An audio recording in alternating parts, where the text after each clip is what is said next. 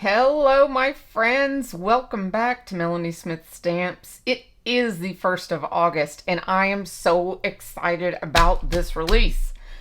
This has been a joy to play with, and literally, I have been playing all the way up until the 31st of July on this kit. This one is a good one. Let me tell you, this is, oh my gosh. And we are doing 5 backgrounds in tonight's video. So you do not want to miss this video. You want to stay until the end. I'm giving lots of info in this video. You're going to see lots of samples. So let's just run through the reveal and then we'll get into the making. So this one here is the small die of the month. And just wait till you see this. Oh my gosh. These are little swimmers. They're swimming under the ocean, and the whole theme of this club kit is under the ocean for the most part. So these scuba diver kids are under the ocean, and you get in this small die. Now this is the small die of the month, which is a lot of bang for your buck. And so you get the kids themselves, which these are their bodies, their little jumpers, their faces, their hair. These are their little tanks on the back of their backs. These are their hands, and then these are their flippers. So this right here is the assembly of your actual mask going in this order. So, and it shows that on the back of the instructions. So that is very helpful on the back of the instructions. Then, something I goofed on, and I did not catch this until the last card I made. Let my mistake not be yours. You know I'm always honest in these videos, and I point out everything I can think of to prevent you from making any mistakes that you could potentially make on your own. So let me show you. This die here is the background die that you will make black for his eyeballs. Okay, I did not do that in my cards. So you will see a lot of my fish, I use this one as just background fish, like just floating in the distance. You know, that's how I use this. And you can do that too. But that's what I kind of gave that as, is, you know, when you see a whole bunch of fish in the background, and they're just back there like schools of fish, you know. So, but this is actually supposed to be the eyeballs. Then you have this layer that goes on top. They match identically. You have this layer, and then you have the third layer, which gives him a third color. So you'll have the black eyeball, whatever color you want this guy, and then whatever color you want this on half the fish. So, and I made a fish 3 colors, but I did it in a different way even, and I'll show you that in one of the samples. So then you have an angel fish, and then you have this fish, and here again, they have a back piece that can go behind here. Didn't even realize it when I was making mine. So I put that with that so I could point that out to you. Then you have this plant, and then you have the coral. So lots of scene building. And if you saw my scene building video previously, my 5-step system, I used that in these videos. So, or in these cards when I did these cards. So this here is your freebie for the Caboodle members. Oh my gosh, these are great. I use this one especially, but I'm going to use this one on my grandson's cards. I thought birthday cards maybe, using Nemo. I thought that would be super cute. But this Fish Friends is the freebie for those that order the full caboodle. If you're not familiar with Spellbinders clubs and you're a newbie, thank you for joining my channel. I appreciate you, and I hope you will like and subscribe. But the full caboodle over at Spellbinders is when you order all 10 kits. It's the best price point. It's 45% off, I believe. So you get a really good deal, and you always get a free gift. So all of the club kits can be bought individually, and there's always free shipping on clubs. So just realize if you're looking at like 2 or 3 maybe 4 of the kits, make sure you check the price point, because if you add those 3 or 4 kits together, you're super close to the whole caboodle. So you might want to look at that, because you don't want to leave money on the table. So that's what I always say. If you're really super close to the caboodle, you could easily go into this Spellbinders resale stores and like their resale groups online, and people will buy those off of you, those extras. So I always point that out. And this one is a keeper because he matches all of these other guys here. So you get extra fish. Now in here, we get a large fish in the large die of the month. This can be either a goldfish or a beta, depending on how you want to color him. I actually made him a goldfish in one of my cards. And then you have the sand castle. You have an adorable mermaid. OMG, mermaid. Love it. You have a huge clam shell that has a pearl. You have larger greenery. Okay, then you have this smaller greenery, and these flowers go on this tall greenery here.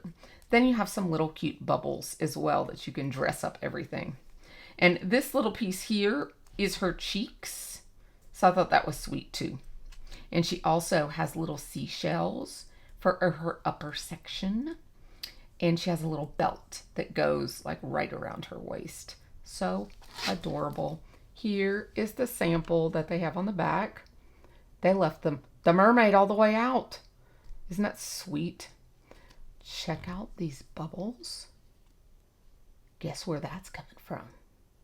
I bet you can. Okay, here is the better press. I both better pressed this and glimmered it. It is adorable in both. I ombre'd it in the better press inks and just made it all oceany colors. So pretty. Then it has 3 sentiments, a little note from the whole group, even little fish make big waves, which I love because I feel like a little fish on YouTube. So I love that one, and I did use it quite a bit. And then together is a good place to be, which of course the school of fish is really together. So I loved that. So it's a pretty nice size, great focal size for your card. And you do have those sentiment dies. Beneath the bubbles, Mr. Glimmer. Check out the bubbles. OMG, it's so much fun. This one is a lot of fun. It is. Yes, because you have the whole background. But you don't have to use all of it. And in the very last sample I show in the video, I actually don't use it. I just use a little piece of it. So stay tuned and see my unusual scene card. This here is the stencil of the month. It's called Underwater Blooms. And we're actually inking this up today in today's video. And we're going to use Lisa Horton's inks on black cardstock. This is the gorgeous scene that it makes. So I'm going to share with you how I did that. Isn't that gorgeous? I just love all the detail. Love it. It's 5 layers. So that's going to be a lot of fun here in a minute. And this is the embossing of the month. This is coral. It is called Coral Impressions. And it is quite pretty. And I believe one of our panels today uses this as well in the video. So you'll get to see it up close and personal and how it looks on paper. We actually use both embossing folders in today's video. This is the 3D, and it's called Underwater Waltz. Here again, a gorgeous scene building background with the fish all dancing through the water. This would be great for a really pretty blackout technique. You could fill in all the colorful fish and then maybe use a navy. That would be really cool. I didn't have time for all the techniques that were running around in my head, but that was one I thought would be really neat with this one. So that is Underwater Waltz. Underwater Waltz. Then this one I have not used yet. This is the stitching die of the month, and it is called Hand Folded Stitch. It makes a cute little paper boat, but it has this border die down here that you can use for the edge dies to create your water scenes as well. And I should have pulled that out and used it with one of my sets, but that, I was so focused with underwater that I didn't end up using it. And so that's still something I want to try to do and work in.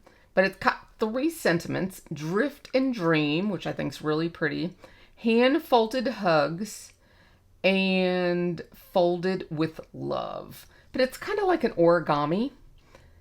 And it looks really neat the way it looks 3D. Then it has a nice flag and a banner die. And so that one hasn't gotten played with yet. And this one, I have not got to play with this or this stamp, but I've used a lot of the sentiments today. But this one also has a folded boat inside the bottle. So I was thinking the Hero Arts bottle, and I was thinking of maybe putting this inside last month's Hero Arts bottle. That might be the perfect size, and kind of recreate this, but use this boat. A ship in a bottle.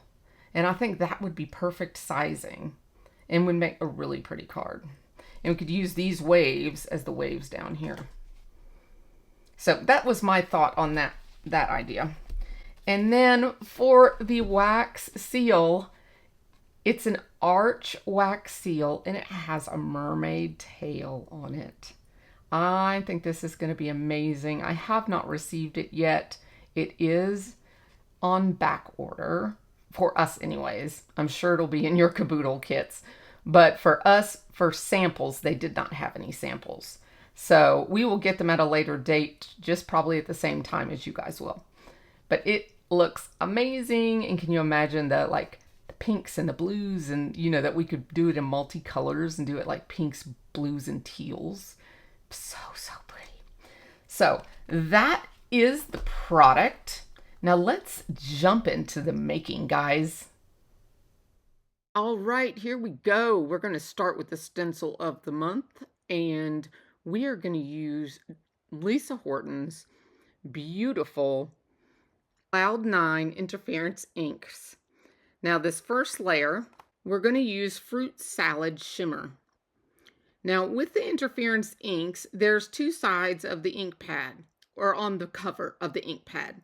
The left side is the color you will see both on the ink pad itself, as you see there on the stencil, and on the color you will see on white paper. The color on the right side of the ink pad, you're going to see on black paper. So here with this one, we're going to see purple when we ink on the stencil and on the ink pad itself. But we're going to see green when we actually ink it onto black paper.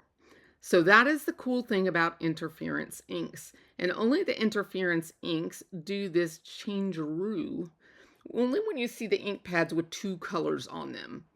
So I'm not sure if her brand new ones do the color shifting, but the ink pad itself will have the 2 colors on the top of the ink pad, if there is a left and a right color. So this second color, this second stencil, we're going to push down here on our 9x12 sticky mat. And I'm going to use that same color to do the stars. So all the stars match. And I'm doing my Tim Holtz brush in both directions, just to make sure we get good coverage on the stencil. And for this one here, I'm using the Royal Truffle ink.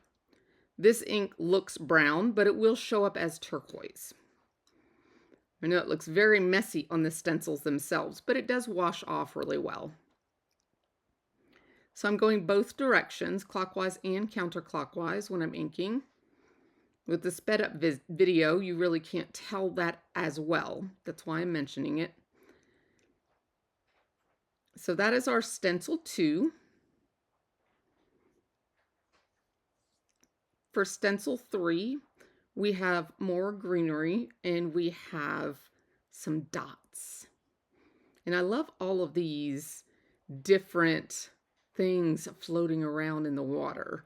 I think we got dots and we got stars and then we got littler dots. It's really neat.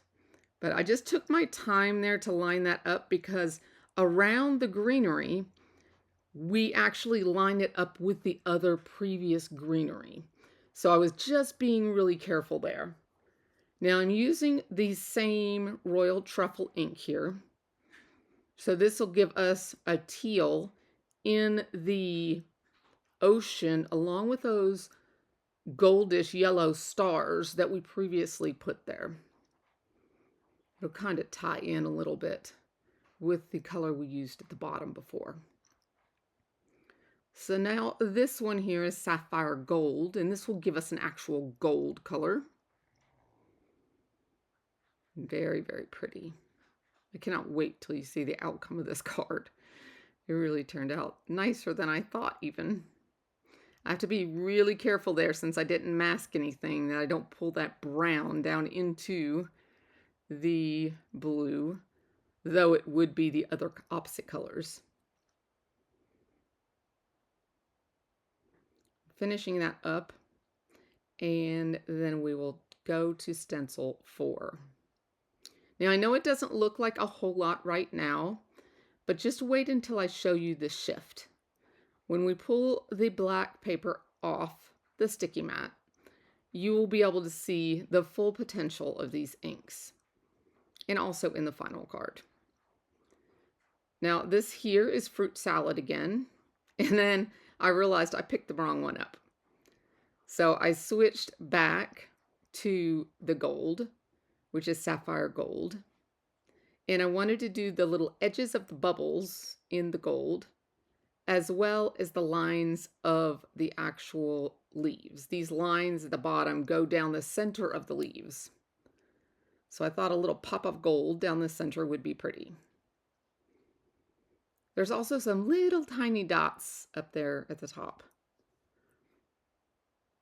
So that was a relatively super easy stencil to do since I chose to do it all one color. And of course you could do every layer one color if you chose to. You know, you can make it really easy on yourself if you want to.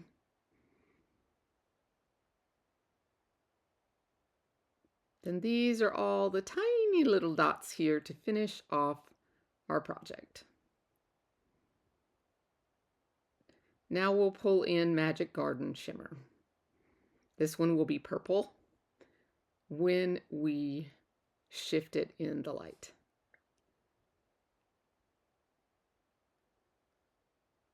I really had fun with these inks this time. I've used them mostly on better pressing rather than stenciling, and this was just a lot of fun to just play around with different things on these cards. Now I did trim this down just a little bit for our sample, and I'll show that here to you after I show you the close-up of the card panel itself. Here we go. See all that color and vibrance that it gives on the black cardstock? Now let's look at the final sample.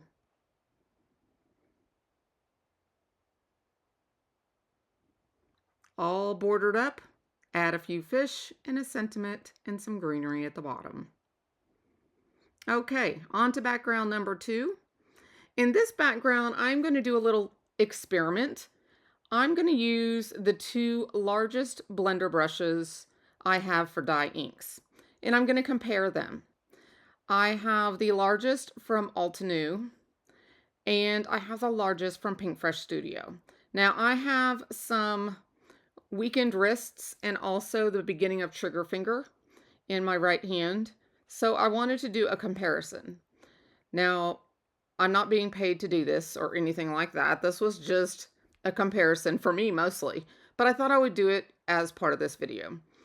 The top half of the panel we're going to do in the Pink Fresh, and then the bottom 2 colors we'll do in Altenew.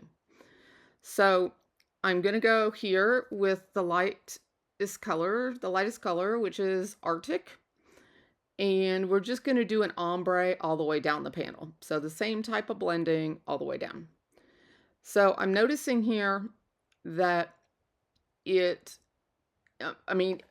the hand, it feels good because my fingers don't have to actually bend as much, but it takes quite a while to get the ink onto the paper.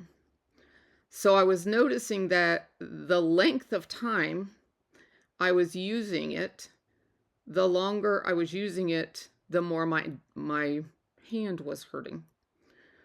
But the coverage itself was quite light. So for me, if I wanted to go a light color, a light, like a soft color, I think I might grab for these because I could get a lighter touch, if that makes a difference. But if I'm wanting to like do a big area, I might not reach for these because it took me, I know in the video it's hard to tell, but it took me longer to cover that area, if that makes sense. So now I'm going in with the Altenew brush. And in this, when I was doing this, of course, my fingers now have to bend more. So that's the thing I've never liked about the Altenew big brush. I love the smaller brushes, but the large brush I've always kind of stayed away from unless I have to do a super big area. But when I compared it, it went on a lot faster. I had to use my hand a lot less. So I was kind of drawn between them because my hand itself had to work less with the Altenew brush, but I didn't have to keep my fingers as bent with the Pink Fresh brush, if that makes any sense. So for large areas, I would probably go Altenew. For softer areas, I would probably go with Pink Fresh. As long as I didn't have to do too big of a soft area, if that makes sense. I know that probably helps nobody. But that was my experiment, and I just did it for myself.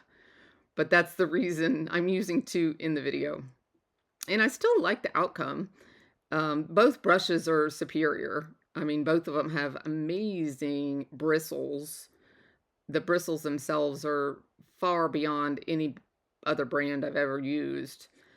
And I do find that Altenew's bristles are shorter, so they don't bend as much. And that is probably why you get better coverage.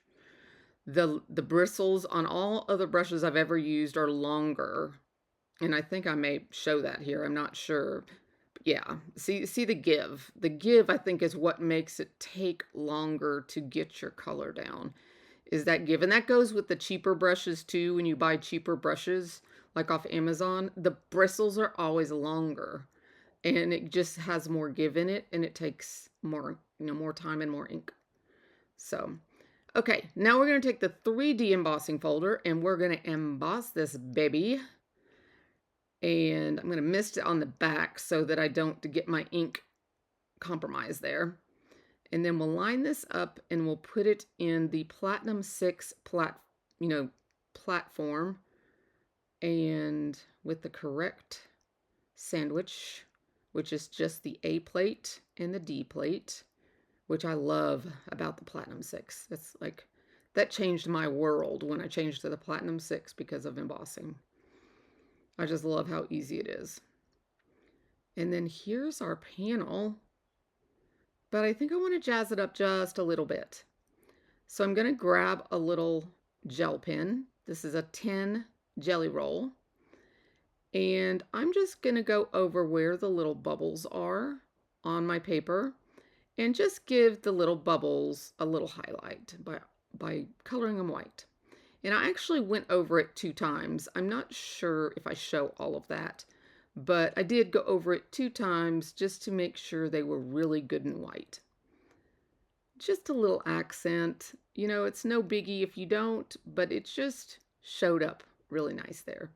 And then I will share with you my sample of this one, and then also another one using that gorgeous Better Press background. Those are my ombre ones I told you about. Okay, on to sample number 3, background number 3. We are using distress spray stains. 3 colors. We're using tumbled glass, broken china, and salty ocean. And right now I'm just giving it a little spritz. And we're going to do this in layers. So I did add right there, I think, oh no, that was water that I was adding. But I am going to add some of Tim Holtz spritz. But as I added it, I didn't really care for the way it looked, so I stopped adding it. It kind of gave a grayed out look.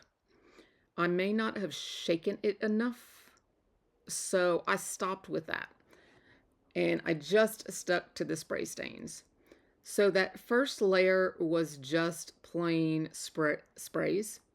Now I'm going in with the second layer. I'm just kind of doing splatters with the inside nozzle of each color.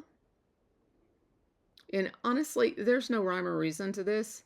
I'm just doing lots of layers and just having fun with the color. You know, I got 3 colors. They're all in the same family. And I just want water. You know, I want a watery background.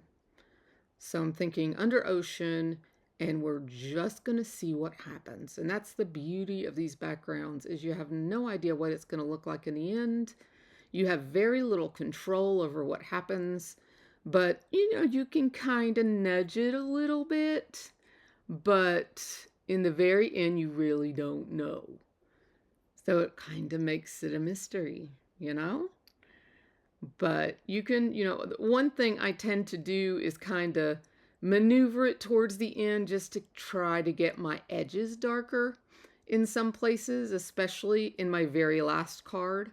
I wanted the sides and the bottom darker, and I don't actually show the inking of that one, but you'll see me do the edges in this one, and that's what I did for my last one as well, because I don't show the inking of my last one, but I did the same technique right here, and I think I did the same colors too. I just kind of watered it down a little more, but at the end, I really wanted it heavy on the right side and the bottom, just to have a darker look, you know, like it's farther under the ocean type of thing. And so I just took the darkest spray and sprayed it in those areas and then watered it down just a little bit to get the look I was after. So you can kind of, you know, maneuver it a little bit to get what you want. And you can, you know, turn your paper over and actually pick up your ink on your table, which is how I kind of get the edges at the end. But the idea here, if you want depth and everything, is lots of layers. See, I wanted some dark to cover up a white space there, so I added that, and it looks funny right there right now, but in the final project, that is a really cool corner. It's the bottom left corner in the final project. And I mean, you know, I'm just going with it. It's just fun. So I totally encourage you just to get out some play inks. If you don't have any distress stains in a spray bottle, I would totally suggest you get just 3 and play with them. 3 that complement each other like this. 3 in the same color family. That way there's no going wrong. You don't have to worry about colors that don't go together. And you just play. You know, get your favorite color. If you're a purple girl, get purple. If you're a blue girl, get blue. You know, and just have some fun on a glass mat. Because it is really freeing, and it's just, it's a joy. Right now I'm getting the edges of the paper. I don't want to see a white edge, just in case I decide not to cut it down. This is an A2 panel that of watercolor paper. I'm using LDRS Creative watercolor paper. I've got some of the new splatter from Spellbinders. It is called Splatter Effects, and I'm using the sparkle, and it's a really clear sparkle, and I'm doing just some splotches here to start with, but then I go in strategically and I put a larger dot on all of the circle splatters, the larger splatters. And at the end here, I will tilt the paper and show you what it looks like. It is a really cool effect, and it makes them look like bubbles. So I thought that really made this card a little more special. We're coming up on the actual samples for this card. And after I did this, I used a piece of scrap watercolor card, and I used the background of my glass mat, and I sprayed it down a lot. And I picked up all the excess ink with another piece of watercolor card, and I made a second card with it. So I will show you that background as it looks different, quite different than this one. I also splattered it with white splatter. So this is my first background. See that big inky spot in the bottom left? And here is the secondary background that came from all of the waste water. So here is our fourth background. We are going to use the color sparks in Scarlet, Marigold, Burnt Orange, and Fuchsia. These are Ken Oliver's color sparks. And I'm just putting them on dry paper. I'm just putting a few little sprinkles of each color. I've not got out the fuchsia yet here. I've just started with 3 kind of orangey yellows because I wanted the color of coral. We're going to use the coral embossing folder on this. So I wanted the color of coral. So I was going for the orangey coral colors. And so we're doing the same type of background as the last one, but with a different medium. The last one was sprays. This one is powders. Both are watercolor soluble, so they can both be sprayed with water, and you both get a different type. I mean, they're both a different type of medium with the same type of result. You know, an unexpected burst. This one has a burst of color. There's the fuchsia. I saw that little bit of pink there that came out of the orange, and I thought, let's jump on that. I like that little hint of orange, or that pink there. Let's add some darker pink. So we went with that, and we got some little darker areas there. And I was like, wow, I'm liking this brightness. So, and I'm going to take a watercolor brush now, and those areas that didn't really dissolve, I'm kind of spreading them out. I didn't like the way they looked, so I'm just manipulating them a little bit with water. And I'm also coming in, I have a lot of water there on my paper right now.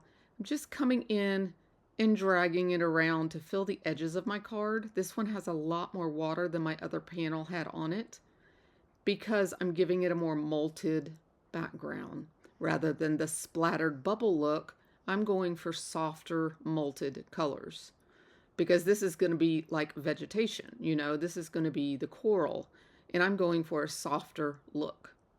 So that was my plan here. And a softer look requires more water.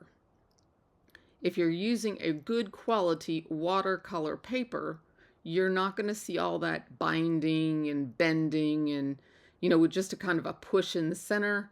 You're going to be fine, and you're going to be fine with adding tons of water too. Now, if your paper is not holding up to the water, then it's the quality of the paper. So your paper should be able to hold the water. That's why you invest in the paper. And watercolor paper is an investment. A good quality watercolor paper. It's an investment. It's not something you can get at a cheap store. It is something, yeah, I was liking that. It is something that, you know, if you want really good results, you want vibrant results, you want to get a quality watercolor. So I'm just kind of filling in those white areas. I don't want a lot of white. I want my vivid color. So I'm starting to like this, and I'm getting it to where I want to get. So I'm drying it really good.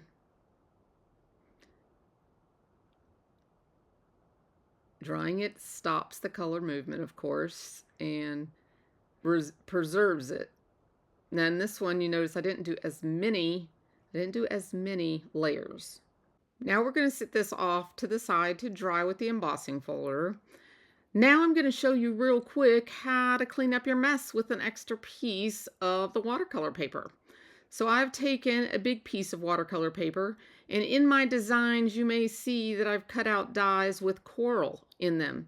I've used this piece in all my designs to actually die cut my coral from, all using the leftover color from my desk. And this is how I made that extra blue background earlier in the video that I shared with you that had the scuba divers on it. Those scuba divers were floating in that ocean that was created with the extra mess on my desk. So never leave the ink behind. Create an extra background. All I'm doing here is the smooshing technique with my extra ink and a piece of watercolor paper. Now, this is a less expensive piece of watercolor paper that I had in my stash that I wanted to just use up. And you will notice it isn't as vibrant. I do get a decent color on it, but it also bends and moves around. And if I do too much water on it, it will start peeling and stuff. So I just need to be a little more careful. I'm also not using tons and tons of water either. So I'm just kind of, picking up little pieces here and there to get texture and movement and color. And that way I can just clean up the mess. And if I don't get a good print, it's not going to really matter. It won't be breaking my bank, in other words. So I do purchase my own papers and stuff like that. I don't get everything for free in this world, I do get some product for free, but I do also spend a heck of a lot of money on supplies. So I'm also very price conscious, just like you guys are. I always say I'm a consumer first and a video content creator second. So that's why I like to craft life with you, because this is just, a fun thing for me to do with you. So let's see how we're doing here. I'm just trying to get layers here again and clean my desk up at the same time. And I'm only thinking of this as a die cut piece of paper. So it really doesn't matter if it's really light in some areas and dark in others. It does not bother me at all. It's just picking up that excess ink so I don't waste my product and, showing you an extra technique in the process.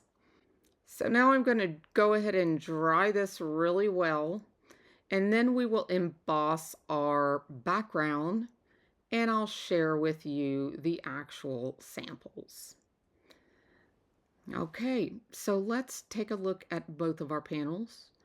We have the one on the left with a lot of pinks and orange tones in it, and then we have the cleanup on the right. Now, remember, this is going to be our coral background with our sample. And then the one on the right is going to be actual coral die cuts in our samples.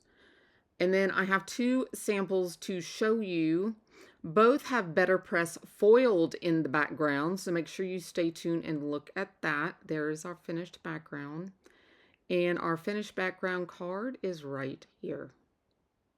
Here's my finished card. I love the way it turned out. And here's it along with its little cohort, all foiled in rainbow. Now, this is the last technique. It's just a simple foiled background. It's what I do with it that I love. But I'm also going to be sharing with you my last card, which is my special scene here at the end, and it'll be the last thing you see before the video ends. So I just want to take this time to say thank you so much for following me here on YouTube. If you're new to my channel, I would absolutely love to get a like and subscribe from you. And I hope you come back to watch more crafty videos all month long. This glimmer here is speckled prism. It is what came in my craft kit. And I want to show you just real quick what this would look like reversed and also in a light blue. Would that not be gorgeous? Here's the samples. I hope you enjoy all these designs and you really like this one here. This one was created with my aquarium idea as a child. I had an aquarium in my bedroom, and my favorite little fish were the little blue and red ones that darted around. So have an amazing day, my friends. Bye-bye for now.